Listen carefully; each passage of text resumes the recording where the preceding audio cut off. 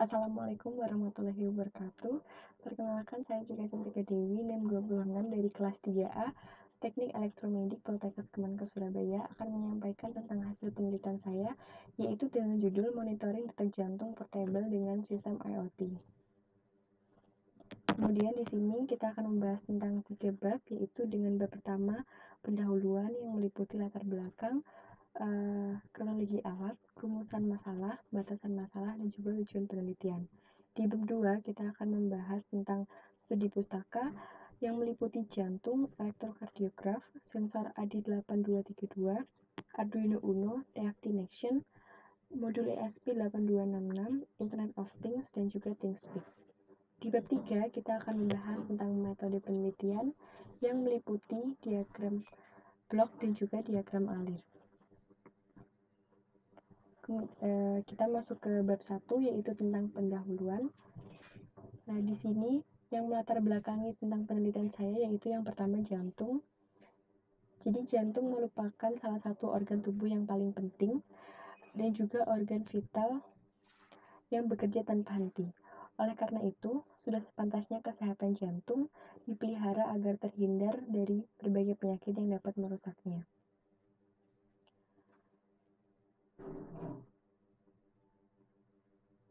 Gejala penyakit jantung tidak dapat didiagnosis secara pasti oleh dokter, sehingga kadangkali penyakit jantung ini disebut dengan silent killer. Karena kita tidak tahu kapan terjadi, bagaimana gejalanya, dan bahkan bisa begitu saja terjadi hingga fatal akibatnya.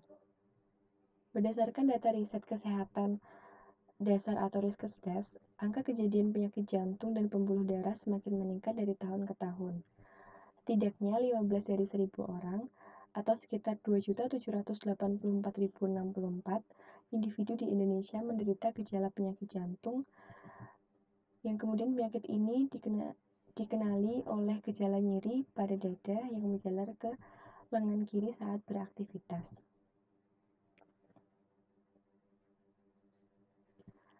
Pemeriksaan detak jantung pasien yang dilakukan oleh perawat atau dokter pada umumnya menggunakan elektrokardiogram atau yang disebut dengan EKG. Alat ini membantu pasien dalam mendiagnosa penyakit yang diderita. Namun, pemanfaatan alat ini seringkali masih dilakukan secara berulang dan membutuhkan konsentrasi untuk mendapatkan nilai yang akurat. Mengingat perubahan detak jantung yang terus berubah-ubah, ketika terjadi kelalaian, pemantauan atau bahkan tidak tahu kondisi pasien normal atau tidak, maka dapat menimbulkan hal-hal berbahaya pada pasien karena terlambatnya penanganan. Jika tidak segera secepatnya diatasi, pasien akan mengalami koma bahkan kematian.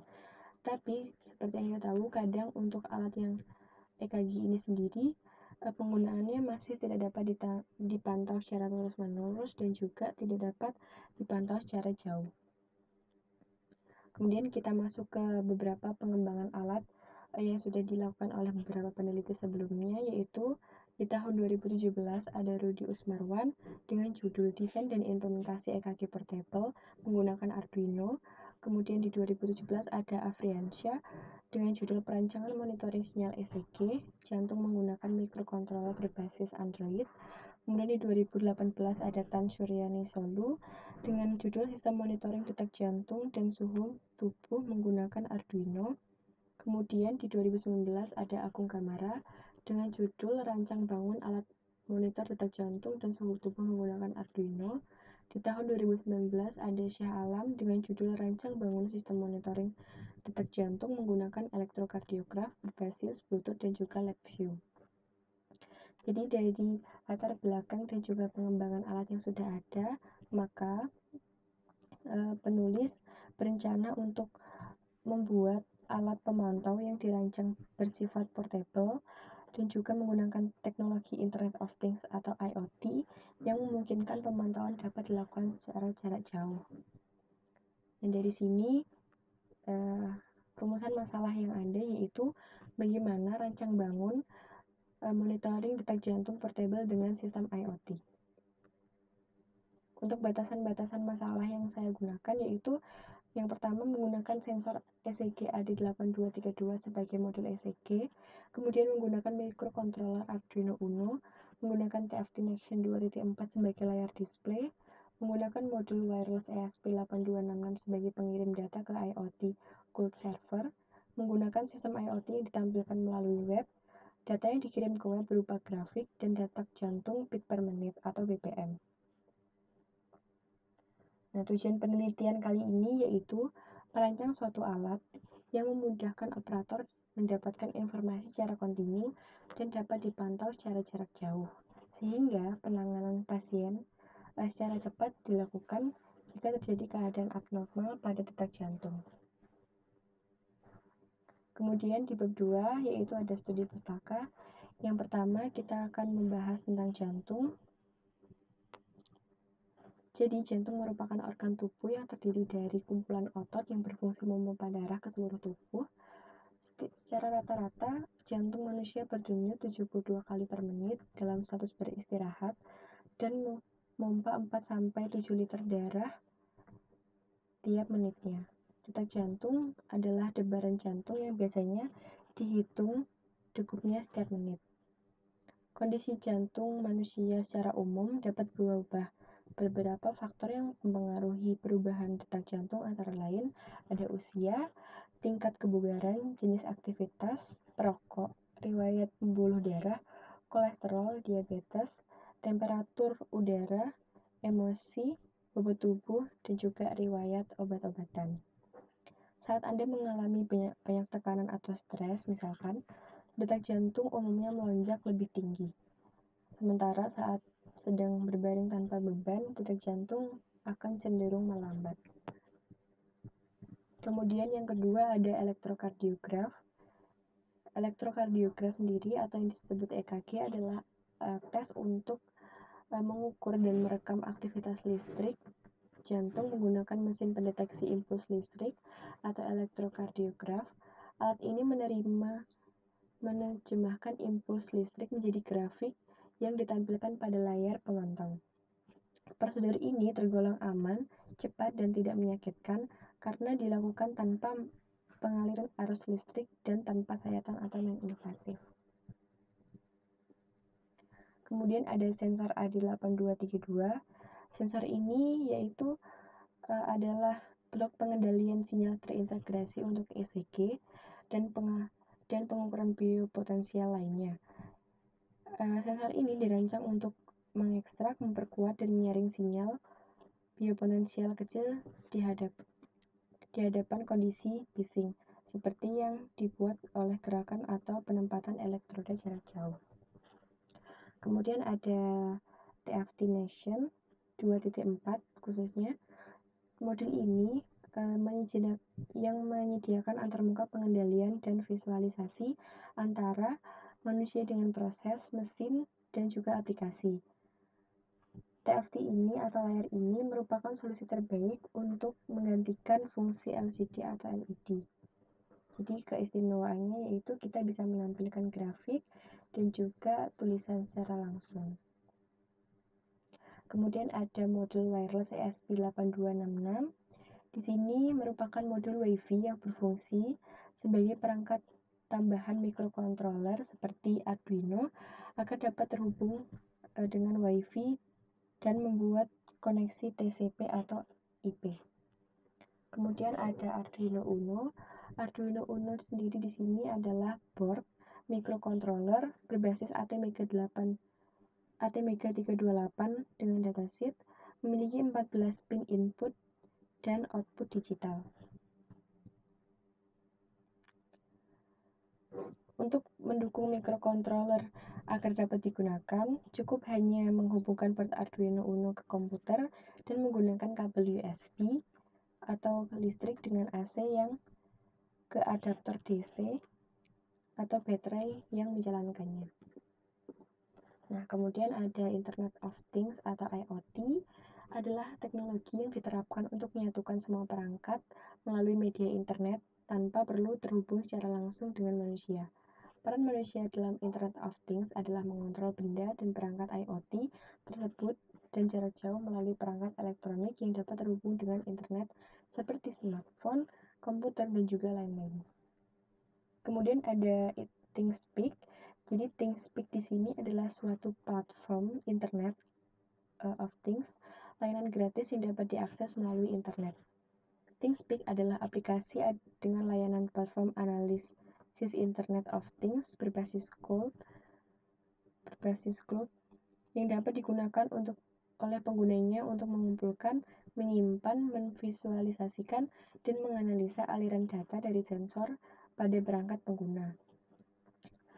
ThinkSpeak dapat bekerja pada perangkat seperti Arduino, ESP8266, serta Raspberry Pi, dan juga mendukung integrasi pada aplikasi mobile, web, MATLAB, dan perangkat keras lainnya. ThinkSpeak memungkinkan penggunanya untuk membuat suatu proyek seperti pembuatan aplikasi sensor logging, aplikasi remote control sesuai kebutuhan, dan lain sebagainya. Nah, kita sampai pada bab 3 yaitu tentang metode penelitian. Jadi di sini kita akan membahas tentang yang pertama, blok diagram. Karena alat ini portable, jadi langkah pertama yaitu menggunakan baterai 12 volt sebagai satu dayanya. Yang di sini ada 3 proses, yaitu ada input, ada proses, dan juga ada output. Di blok input yang pertama, elektroda atau sadapan sebagai penerima input berupa sinyal jantung. Jadi elektroda nanti akan ditempelkan pada bagian permukaan tubuh agar dapat menerima sinyal bioelektrik yang dihasilkan jantung yang kemudian dikirimkan ke modul sensor ECG AD8232 melalui kabel probe ECG.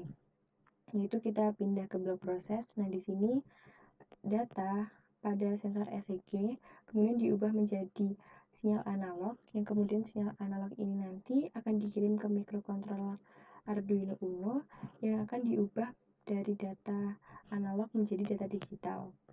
Yang kemudian hasilnya akan ditampilkan berupa grafik dan juga detak jantung dengan satuan beat per menit atau BPM, dan memberikan perintah pada buzzer yang nantinya akan berbunyi ketika terdeteksi gejala serangan jantung. Nah, di sini data yang ditampilkan pada TFT tadi akan dikirim ke IoT Cloud Server. Di sini servernya adalah ThinkSpeak yang dikirim melalui modul WiFi ESP8266. Kemudian di outputnya sendiri nanti, klien sebagai pengguna dapat mengakses ThinkSpeak. Data-data yang ada tadi yang sudah muncul di TFT tadi bisa diakses pasien melalui web atau website pada komputer atau bisa dengan smartphone. Nah, di sini di diagram alirnya sendiri dimulai dari proses start, yang kemudian ada proses inisialisasi, lalu memasukkan data diri pasien, bisa dengan nama, jenis kelamin, dan juga usia. Kemudian setelah memasukkan data diri, kita melakukan penyadapan sinyal oleh AD8232. Jadi setelah masukkan data diri, kita melakukan sadapan sinyal ECG. Kemudian data sinyal ECG tadi masuk ke mikro dan kemudian akan mengeluarkan output berupa grafik dan juga detak jantung beat per menit yang akan muncul pada layar TFT disertai dengan bunyi buzzer ketika terjadi gejala serangan jantung. Ketika data yang belum masuk ke layar LCD TFT, berarti belum ada sadapan sinyal yang terdeteksi oleh sensor ECG AD8232. Kemudian setelah data tampil pada TFT, data akan dikirimkan ke server. Server di sini kita menggunakan ThinkSpeak oleh modul ESP8266. Kemudian data server tadi akan kemudian dari server tadi akan menampilkan data melalui web yang bisa diakses pengguna, bisa dari komputer dan juga bisa dari dengan smartphone. Ketika data belum tampil di web, berarti tidak ada data yang dikirimkan oleh modul Wi-Fi ESP8266. Kemudian ketika data sudah ada di web, berarti data sudah bisa diakses oleh pengguna, kemudian proses selesai dan masuk ke proses N. Jadi demikian beberapa hal yang bisa saya sampaikan tentang penelitian saya. Jika ada kurang lebihnya saya mohon maaf. Wassalamualaikum warahmatullahi wabarakatuh.